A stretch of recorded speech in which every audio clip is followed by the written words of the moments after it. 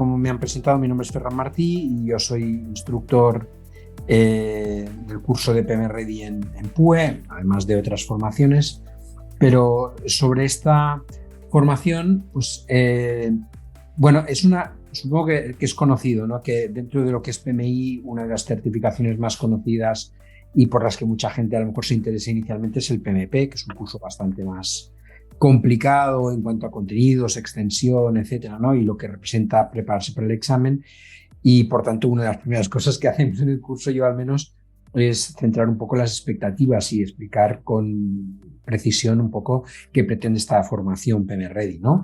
Tal como también ha indicado Salomé, pues es un curso más bien introductorio, pensado para gente que a lo mejor no tiene ni siquiera experiencia laboral, aunque con las ediciones que llevamos ya impartidas, pues la verdad es que al final el tipo de alumnos que se presentan no solamente son gente que no tienen experiencia o que acaban recién han acabado la carrera universitaria, sino que muchas veces esto se combina con gente que también o bien se está preparando para el PMP o ni siquiera eso, pero tiene una experiencia laboral, ¿no? Entonces, eso genera grupos un poco pues, variados, ¿no?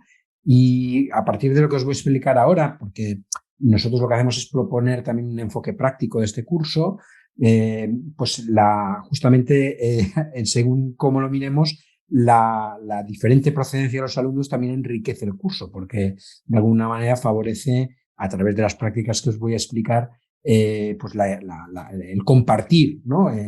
Opiniones y experiencias entre los propios alumnos, ¿no? Luego, simplemente, pues esto, ¿no? Que deje quedar claro que el curso es un curso que proporciona conceptos básicos, ¿no? Basado en las mejores prácticas propuestas por PMBOK, ¿no? Pero desde el primer momento, tal como indica aquí el segundo punto, la intención no era solamente dedicarnos a explicar puramente los conceptos que a lo mejor también aparecen en el examen, sino que además todo esto tuviera un cierto carácter práctico, ¿no? O sea, ver mediante ejemplos de qué manera esto se puede llevar a la práctica, ¿no? Para que al final del curso, hombre, no vamos a tener expertos, pero sí como mínimo disponer de lo que yo llamo cajas de herramientas, ¿no? Que se han puesto a disposición de los alumnos para que cuando se tenga que enfrentar a un proyecto real, pues tengan, ¿no? Además de un conocimiento teórico, pues la posibilidad de utilizar, ¿no? Una serie de herramientas. Para ello, como pone aquí, ¿no? Pues en el tercer punto proponemos un conjunto de prácticas, que ahora les explicaré un poco la dinámica, ¿sí? Y tal como lo hemos planteado hasta ahora, siempre ha sido a través de un proyecto que se va elaborando a lo largo del curso. O sea, podríamos enfocarlo de otra manera y que las prácticas estuvieran basadas en escenarios distintos, ¿no? Pero nos pareció interesante pues, que todo esto fuera un reflejo de un proyecto real y, por tanto, desde la primera sesión se plantea un escenario en el que progresivamente se van planteando prácticas intercaladas conforme se van explicando los conceptos teóricos, ¿no? Sigo adelante, un momento, a ver, exacto, ¿vale? Entonces, ¿cómo ha ido hasta ahora? ¿Qué es lo que hemos hecho y lo que estamos haciendo habitualmente, ¿no? Pues tenemos en principio alrededor de entre 20 y 30 alumnos por curso, ¿de acuerdo? Y entonces lo que hacemos es, pues por ejemplo, empezar la sesión, explicar alguno de los conceptos que propone PM Ready y a partir de la explicación teórica dividimos a través de una herramienta como Zoom, dividimos los alumnos en 5 salas, más o menos, entre 4 y 6 alumnos por sala y les asignamos un enunciado, ¿no? En el que poder poner en práctica pues, lo que se ha explicado. Ahora enseguida os enseñaré algunos ejemplos de plantillas que se les propone, pero por ejemplo, pues, centrándonos en un ejemplo, si hemos explicado la parte de gestión de riesgos, pues se ha detallado, ¿no? Cuál es el conjunto de actividades principales que hay que llevar a cabo para hacer una gestión de riesgos, qué tipos de riesgos hay, cómo se clasifican, basados en impacto, en impacto y en probabilidad, etcétera, ¿no? Y una vez toda esta exposición teórica que nos ha llevado pues los minutos que sean, 20, media hora, etcétera, pues ya se les sugiere, pues mira, os vamos a dar un registro de riesgos y sobre la base de un proyecto, que ahora también os explico, pues poneros en una situación X, ¿no? la escuela pues tiene determinados problemas, o pensad en cuáles serían los riesgos, ¿no?, asociados y cómo se iría rellenando ese registro a lo largo de todo el proyecto, ¿no? Entonces, eso se les deja pues, un rato, un poco proporcional también a la dificultad de la práctica, 10-15 minutos. Cada grupo pone por separado, ¿no? Pues elabora la práctica y al acabar pues se pone, se hacen pequeñas presentaciones, ¿no? Se intenta que la dinámica sea de manera que no se solapen demasiado, es decir, que por tanto no se repita exactamente lo mismo y por tanto haciendo hincapié en las diferencias de cada grupo y buscando sobre todo las dudas, ¿no?, de cómo se llevaría a cabo una práctica o qué dificultades han encontrado al hacer la práctica. Luego, después de haber hecho la práctica, durante esos 15 minutos aproximadamente, pues estamos alrededor también de 10-15 minutos exponiendo y explicando y corrigiendo y resolviendo dudas, ¿no? Esta es una dinámica que es constante a lo largo del curso, ¿eh? O sea, todo esto hay un total más o menos en este momento de unas 20 prácticas propuestas, tratando diferentes elementos, ¿no? Cómo elaborar un business case, cómo hacer una gestión de riesgos, cómo elaborar pues, una gestión de stakeholders, cómo elaborar un project charter, etcétera, etcétera, etcétera, etcétera, ¿no? Y todo eso va acompañado, en principio, de un escenario y unas plantillas en muchas ocasiones que ayuda al alumno a no empezar de cero, ¿no? Que es un poco lo que pone aquí, ¿eh? Se propone un enunciado, se entrega una plantilla, ¿vale? Y los alumnos disponen de un tiempo limitado, etcétera, ¿no? Aquí tenéis un poco un resumen de lo que sería esta dinámica que os comentaba, ¿no?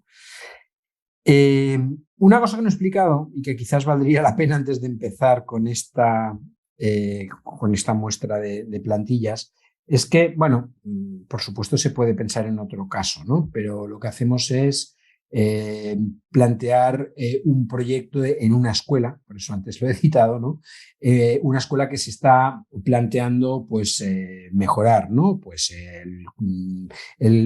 optimizar el consumo energético, reducir la huella de carbono y no solamente con un propósito, ¿no?, de ejemplarizante para la sociedad y de reducción también, evidentemente, de las facturas económicas, ¿no?, del consumo, sino también crear un proyecto que incluya a los alumnos para generar una concienciación y además pues, estimularlos para que sean creativos y que los propios alumnos sean los que de alguna manera también participan creando propuestas que después pues, son evaluadas, ¿no? O sea, por tanto, es un proyecto que da pie también un poco a tener distintas, aproximaciones, no solamente un punto de vamos a instalar unas placas solares, que por supuesto muchas veces sale de esta iniciativa, sino también, por ejemplo, todo lo que sería proyecto pedagógico, orientado a, pues incluso crear, no sé,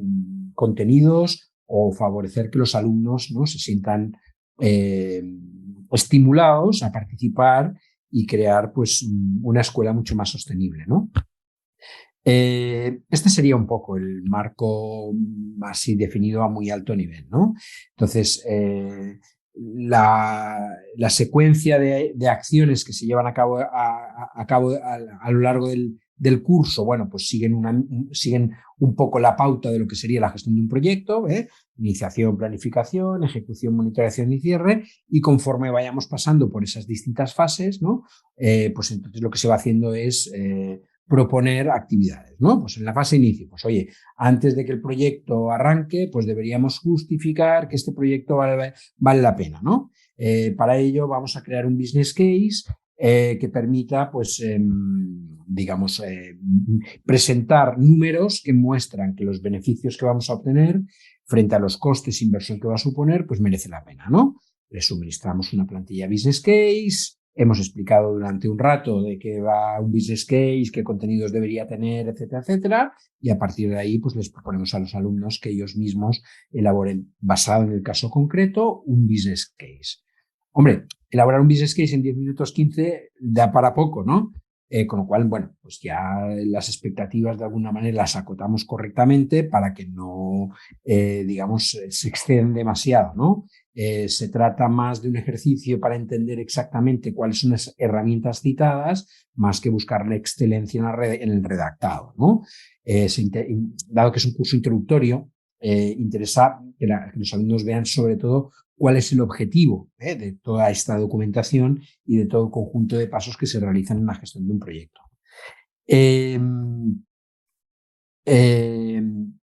Aquí lo que estáis viendo es, por ejemplo, uno de los casos que se proponen, ¿no? Hay un momento en que en el curso se habla de la gestión de riesgos y, por ejemplo, pues aquí lo que tenemos, como veis, es una plantilla en la que, bueno, pues hay como una serie de pasos principales, ¿no? En los que se propone cómo identificar riesgos.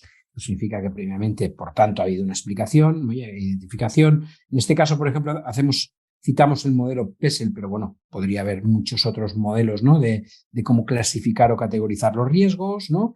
A partir de ahí, una descripción, una evaluación del riesgo basada en impacto y probabilidad.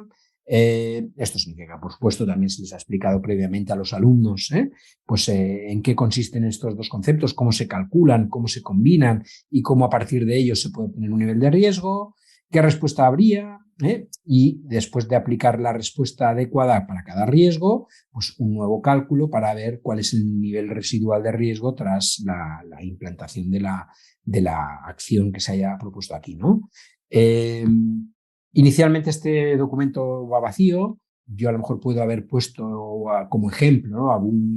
Alguna situación particular para que vean de manera ilustrada cómo se vería todo esto, pero después yo les doy esta plantilla en blanco, los asigno a una sala y durante X tiempo pues están ahí, digamos, de alguna manera proponiendo riesgos, identificando riesgos y haciendo el ejercicio en parte teórico, porque claro, el saber si una respuesta a un riesgo ha tenido o no el efecto real de reducir un impacto en una probabilidad, pues ahí hay que tener una cierta inventiva, ¿no? Todas estas reglas más o menos las explicamos para que se vea un poco la dinámica de cómo se haría esta gestión del riesgo a lo largo del proyecto, ¿no?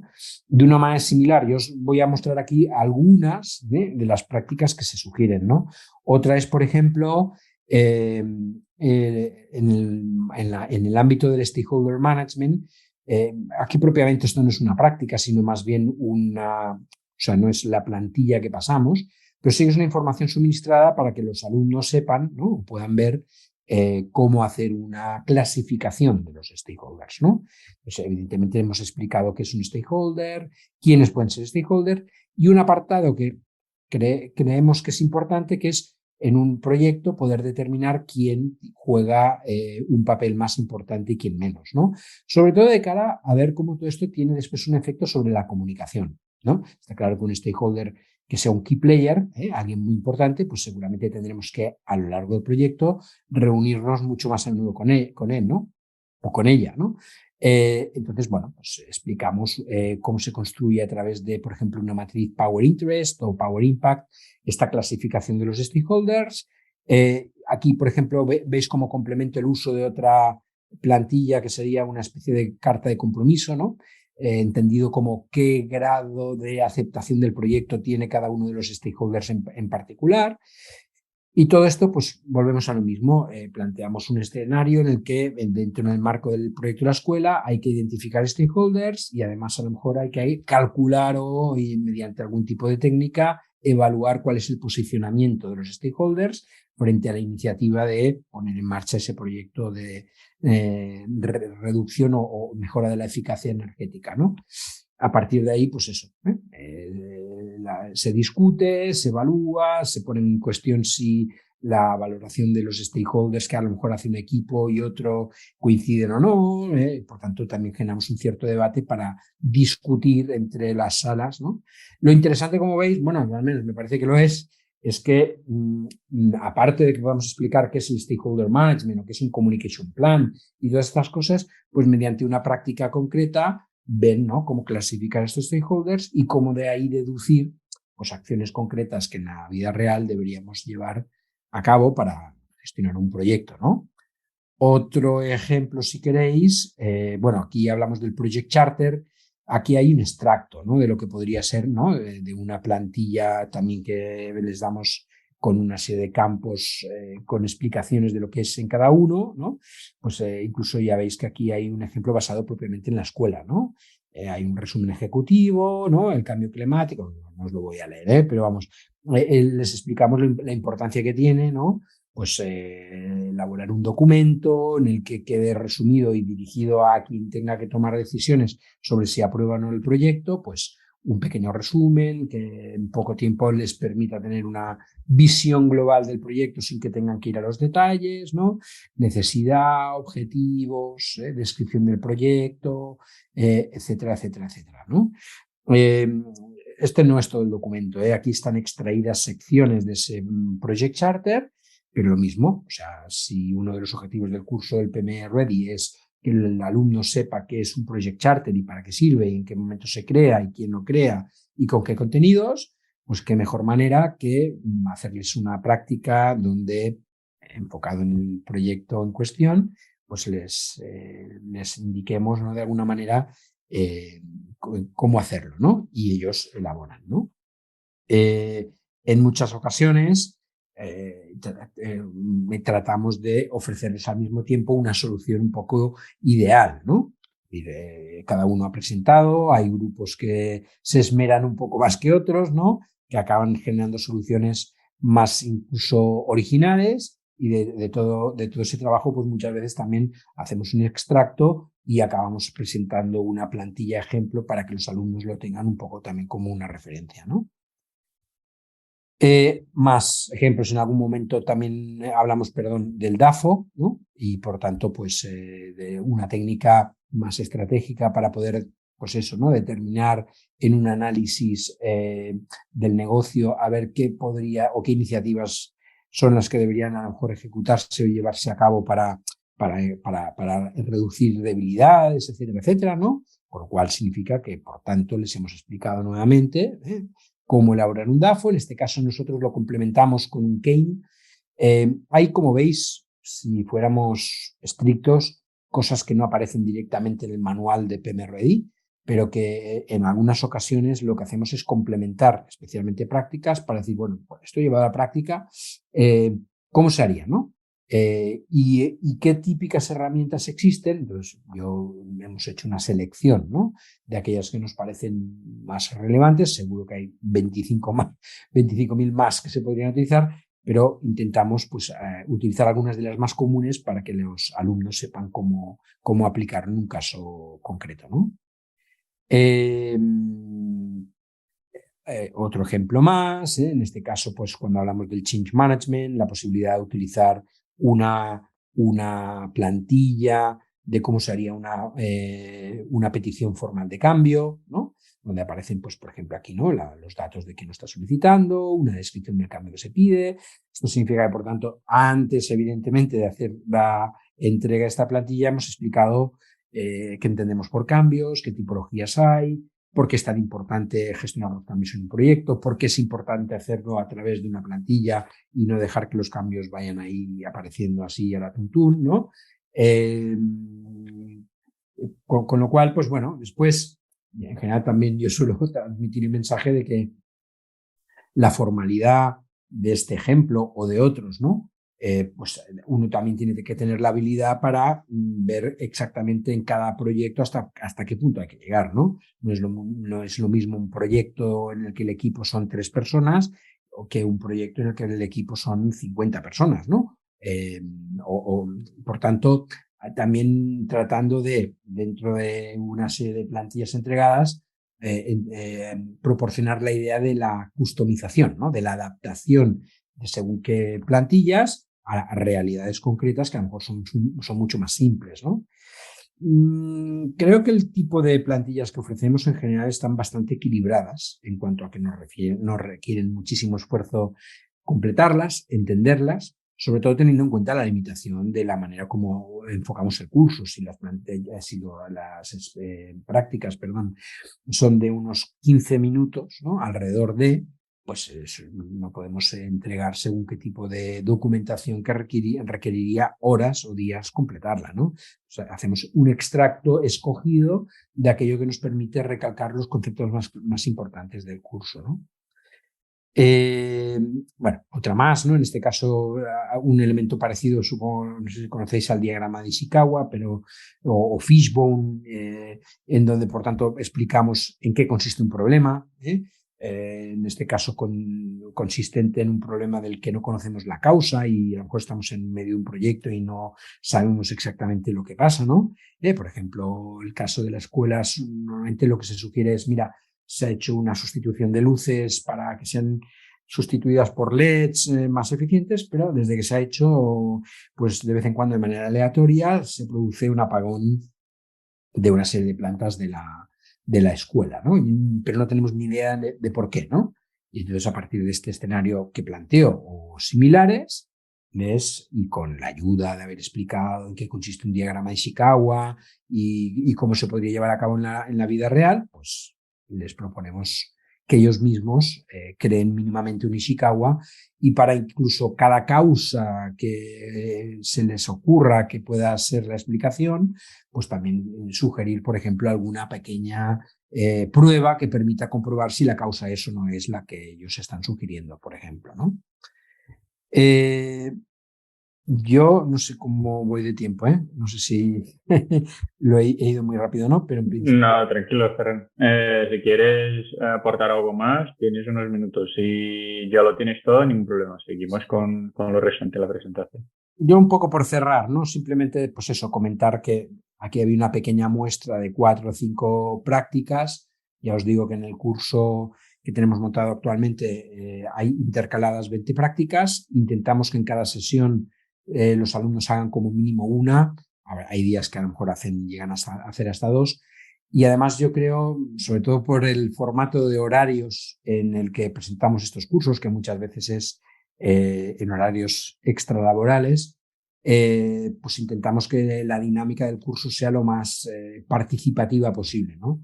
Intentamos evitar que sea un curso puramente teórico para aprobar un examen. Por supuesto, evidentemente, también no lo he dicho, pero de vez en cuando pues hacemos accesos a portales con las herramientas que se han citado para que los alumnos vean el tipo de preguntas que pueden aparecer en el examen.